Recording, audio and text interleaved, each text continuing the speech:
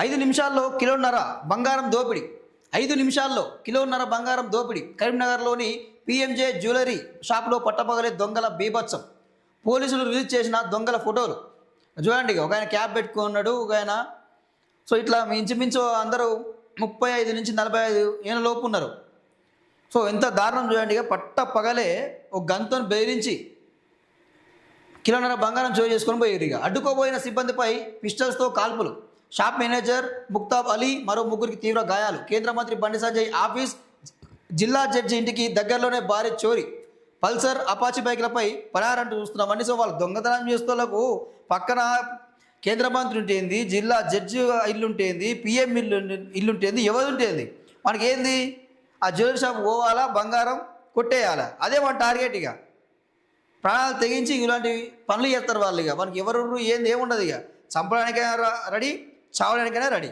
ఇట్లా ఉంటుంది వాళ్ళ కథ. 5 దొంగల కోసం ముమ్మరంగా గాలింపు. ఉమ్మడి కరీంనగర్ జిల్లాలో హై అలర్ట్. దొంగల సమాచారం ఇచ్చిన వాళ్ళకు 1,00,000 రివార్డు ప్రకటన. ఎవరైనా దొంగల ఆచూకీ చెప్తే ఎక్కడ వెళ్ళిరు ఏంది, ఎవరైనా వాళ్ళ గురించి తెలిసిన అవకాశం ఉంటే వాళ్ళకి 1,00,000 రివార్డు ప్రకటించినట్టు కూడా వార్త చూస్తున్నాం. కరీంనగర్ సిటీలోని పీఎంజే జ్యువెలరీ షాపులో ఆదివారం పట్టపగలే భారీ దోపిడీ జరిగింది. పిస్టల్స్తో వచ్చిన 5 దొంగలు సిబ్బందిపై కాల్పులు జరిపి సుమారు కిలోన్నరకు పైగా బంగారం ఎత్తుకెళ్లారు.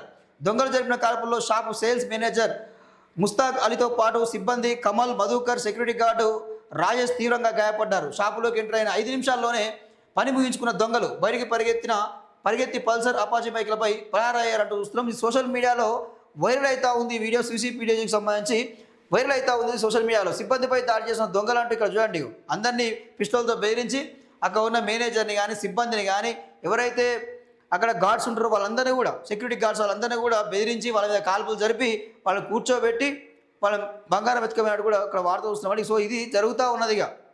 సో పోలీసులు ముమ్మరంగా గాలిస్తున్నారు. ఎవరు వాళ్ళు తెలంగాణ వాళ్ళ, ఆంధ్ర వాళ్ళ, లేకపోతే వేరే బీహార్ వాళ్ళ, లేకపోతే వేరే స్టేట్ వాళ్ళ, ఎవరు వాళ్ళని చెప్పి ముమ్మరంగా వాళ్ళని గాలిస్తూ ఉన్నారు, పట్టుకునే ప్రయత్నం చేస్తూ ఉన్నారు.